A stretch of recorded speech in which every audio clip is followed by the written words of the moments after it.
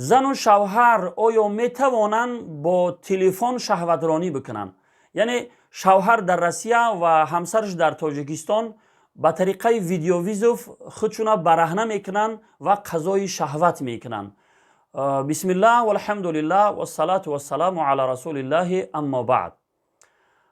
البته اگرچه در بین اونها نکاح است و این کارها برای زن و شوهر نکاحی حلال است، ولی با وجود این از این کارها قطعا باید پرهیز کرده شود. حرام است، چون که در فضای مجازی شما تنها نیستی، دیگر کسا هم می توانند که شما را تماشا بکنند.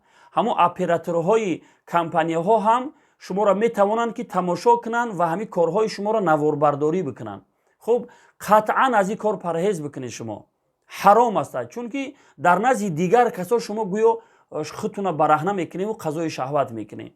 خصوصا نوار ثبت کردن و یا رسم گرفتن و برای همدیگر رای کردن، چون که همین خیلی حالتهای شیدگی است که یک زن خودش نوار برداری میکنه برای شوهر نکاحی خودش و میخواه که برای شوهرش رای بکنه، ولی در شبکه ها پهن میشود.